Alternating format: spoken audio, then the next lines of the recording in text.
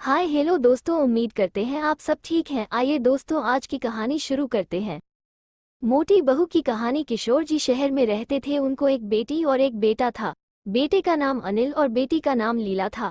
उम्र होने पर पहले बेटी की और बाद में बेटे की शादी करवाई। बहू का नाम सीमा था। शादी के 2-3 सालों में ही सीमा का वजन काफी बढ़ गया था और वो पहले से दुगनी मोटी दिखने लगी थी।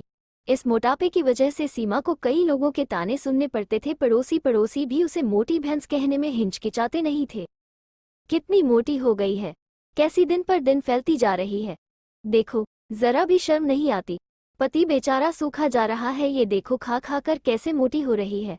कुछ इस तरह की बातें अक्सर सीमा के कानों पर पड़ जाती थी। स्वभाव से हंसमुख सीमा इन बातों को इग्नोर भी कर देती, लेकिन उसे ज्यादा दुख तब होता था जब उसकी खुद की सास और ननंद उसके मोटापे के लिए उसे दोषी ठहराते और भला बुरा कहती। अनिल शरीर से काफी दुबला पतला था।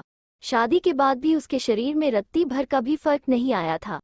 हालांकि सीमा मोटी होती जा रही थी, उसमें उसका कोई भी दोष नहीं था, बल्कि सीमा तो अनिल से भी कम खाना खाती और दिन भर घर के सारे काम करती रहती थी।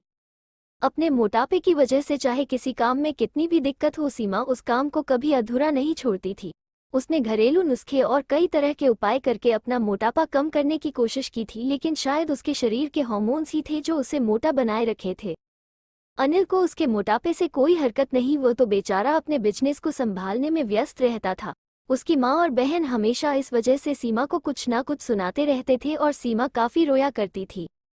सीमा जब भी मौका मिलता अपने पति से इस बारे में बात करती थी और कहती थी कि अपनी माँ और बहन को समझाओ, मैं मोटी हूँ, उसमें मेरा क्या दोष है। पूरी दुनिया मुझे कुछ भी कहे, मुझे फर्क नहीं पड़ता, लेकिन जब मेरे अपने की मुझे भला बुरा कहते हैं तो मुझे काफी दुख होता है।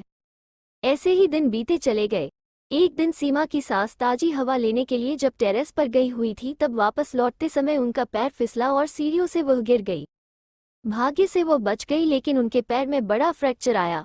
उनको अब एक जगह से दूसरी जगह जाने में भी काफी दिक्कत होने लगी। बिना किसी के सहारे के वो ऐसा कर ही नहीं पा रही थी। जिस मोटी बहू को वो रोजाना ताने मारती थी, आज वही बहू उनका हर काम कर रही थी और उन्हें एक जगह से दूसरी जगह ले जा रही थी। उनका खुद का वजन भी 75 किलो था, जो उनके बेटे अनिल के लिए भी उठा पाना संभव नहीं था।